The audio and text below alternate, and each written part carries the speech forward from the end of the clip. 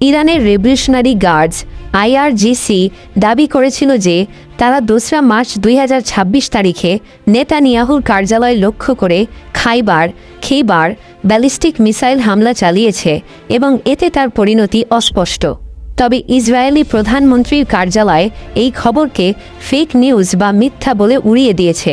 তারা জানিয়েছে নেতানিয়াহু নিরাপদ আছেন এবং তিনি নিয়মিত নিরাপত্তা বৈঠক পরিচালনা করছেন, এমনকি তিনি জনসমক্ষে এসে বক্তব্য দিয়েছেন। 2.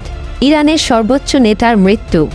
এই সংঘাতের সবচেয়ে বড় মোড় ছিল গত সপ্তাহের শেষে মার্চের 1, 2026 যুক্তরাষ্ট্র ও ইসরায়েলের একটি যৌথ অভিযান, যেখানে ইরানের সর্বোচ্চ নেতা আয়াতুল্লাহ আলী খামেনি নিহত হয়েছেন বলে নিশ্চিত করেছে ইরান এবং আন্তর্জাতিক সংবাদ মাধ্যমগুলো।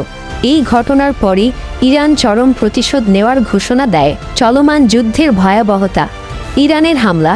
খামেনির মৃত্যুর পর ইরান ইসরায়েল এবং মধ্যপ্রাচ্যে অবস্থিত মার্কিন ঘাঁটিগুলোর ওপর শত শত ক্ষেপণাস্ত্র ও ড্রোন হামলা চালিয়েছে। দুবাই বিমানবন্দর এবং ইসরায়েলের বেত শেমেশ এলাকায় ক্ষেপণাস্ত্র আঘাত হানার খবর পাওয়া গেছে। ইসরায়েল ও যুক্তরাষ্ট্রের অবস্থান।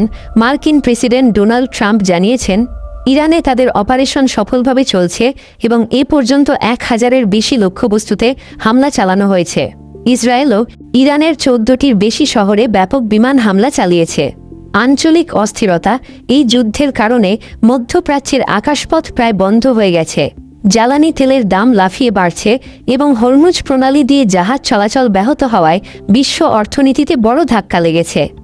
4. মানবিক পরিস্থিতি। যুদ্ধে এখন পর্যন্ত ইরানে 500-এর বেশি এবং ইসরায়েলে বেশ কিছু বেসামরিক মানুষ নিহত হওয়ার খবর পাওয়া গেছে। জাতিসংঘ ও বিভিন্ন দেশ দ্রুত যুদ্ধবিরতির চেষ্টা করছে, কিন্তু সংঘাত থামার কোনো লক্ষণ দেখা যাচ্ছে না।